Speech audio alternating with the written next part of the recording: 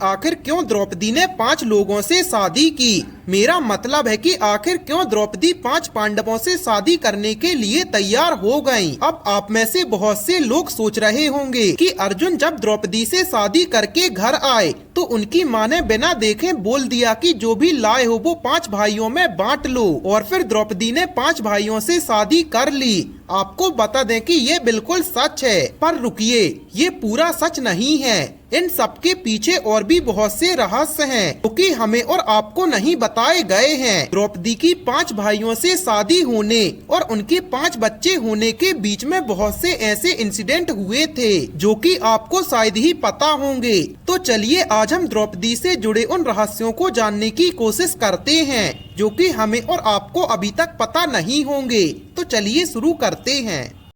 नमस्कार दोस्तों, आपका एक बार फिर से फैक्टी नॉलेज की वीडियोस पर स्वागत है।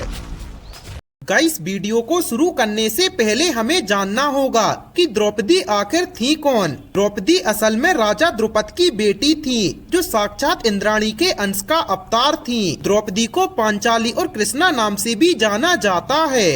अब हम बात करते हैं कि द्रौपदी ने आखिर 5 पांडवों से शादी कैसे और क्यों की। दरअसल युवा अवस्था में द्रौपदी का विवाह एक शर्त के अनुसार रखा गया था, और शर्त ये थी कि जो भी पानी में देखकर मछली की आंख पर निशाना लगा देगा उसी से द्रौपदी विवाह करेंगी। और सौभाग्य से उसी समय पांडव यानी कि 5 भाई अपना अज्ञातवास काट रहे थे, और उसी समय वो अपनी माता कुंती से आशीर्वाद लेकर भोजन की तलाश में निकले थे। और किसी तरह वो उस महोत्सव में पहुंच गए जहां उन्होंने देखा कि बड़े बड़े महावीर और दुष्ट मानसिकता वाले लोग प्रतियोगिता जीतकर द्रौपदी को पाना चाहते थे।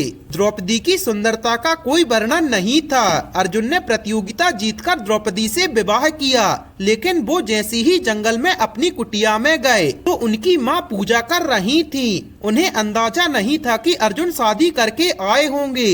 अर्जुन ने अपनी माँ से कहा कि देखो माँ, मैं क्या लाया हूँ। इस पर माता कुंती ने पूजा में विघ्न न हो इसलिए सिर बिना घुमाए बिना देखे कह दिया कि जो भी लाए हो वो 5 भाइयों में आपस में बराबर बराबर बांट लो। इतना सुनकर सबके पैरों के नीचे से जमीन खिसक गई। बाद में उन्हें जब सच पता चला तो ये सब उनके लिए भी पाप हो गया था, और बाद में राजा द्रुपद से यहाँ सभी महान गुरुओं और इष्ट को बुलाया गया, जहाँ गुरुओं की आज्ञा के अनुसार इसे नियति का फैसला माना गया और द्रौपदी को समझाया गया कि इसके पीछे विशेष कारण ही है और आपको ये विवाह स्वीकार करना चाहिए। बाद में द्रौपदी ने विवाह 5 पांडवों से स्वीकार किया, और इस तरह द्रौपदी पांचाली यानी कि 5 पतियों वाली इकलौती पत्नी बन गयी। हालांकि शुरुआत में द्रौपदी तैयार नहीं थी, पर बाद में गुरुओं का आशीर्वाद मानकर उन्होंने ये स्वीकार किया, और द्रौपदी को 5 पांडवों से एक एक पुत्र हुए। द्रौपदी के 5 बेटे थे।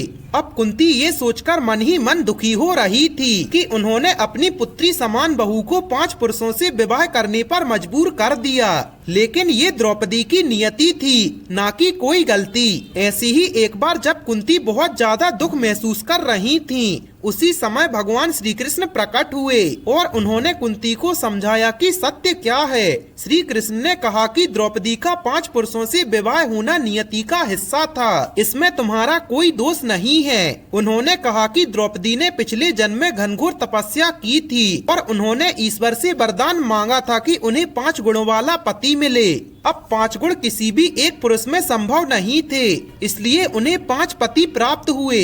अब जैसे कि हमने आपको पहले ही बताया कि द्रौपदी 5 पांडवों से विवाह करने के लिए तैयार नहीं थी, लेकिन बाद में उन्होंने पांडवों से एक शर्त रखी। उन्होंने कहा कि पांडव किसी और स्त्री को पत्नी के रूप में इंद्रप्रस्थ नहीं ले सकते, यानी कि वो कभी भी अपने घर को किसी अन्य महिला के साथ साझा नहीं करेंगे, जिसका मतलब था कि पांडवों को अपनी अन्य पत्नियों को इंद्रप्रस्थ लाने का कोई अधिकार नहीं था। इसी वजह से पूरे महल में पांडवों की पत्नी के रूप में सिर्फ द्रौपदी ही थी, और विवाह के बाद जब द्रौपदी पांडवों के साथ अपने निवास स्थान पर आई, तब उन्होंने पांडवों से एक शर्त रखी। उन्होंने कहा कि उनके साथ एक समय में सिर्फ एक ही व्यक्ति साथ रह सकता है, अर्थात उन्होंने कहा कि एक समय में एक पांडव के साथ रहेंगी। जो भी पांडव उनके कमरे में आएगा वो अपने जूते बाहर उतार कर आएगा ताकि दूसरे पांडव उन जूतों को देखकर अंदर नहीं आए। और द्रौपदी ने ये प्रतिज्ञा की कि पांडवों में से जो भी इस नियम को तोड़ेगा उसे जंगल में रहना पड़ेगा। एक बार युधिष्ठिर और द्रौपदी कमरे में थे।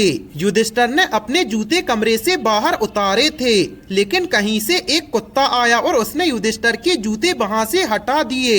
और दुर्भाग्य से उसी समय अर्जुन द्रौपदी के कमरे में आ रहे थे और उन्होंने कमरे के बाहर किसी जूते को नहीं देखा, तो वो कमरे के अंदर चले गए। अब अंदर पहले से ही युधिष्ठिर और द्रौपदी मौजूद थीं, जिससे द्रौपदी की प्रतिज्ञा टूट गई और अर्जुन को जंगल में जाकर रहना पड़ा।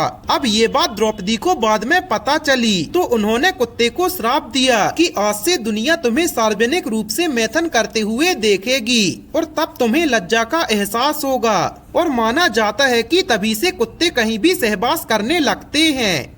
गाइस, आपको इन इन्फॉर्मेशन के बारे में जानकर कैसा लगा हमें कमेंट सेक्शन में जरूर बताएं और ऐसी अमेजिंग फैक्ट्स के लिए अपने चैनल को सब्सक्राइब करें।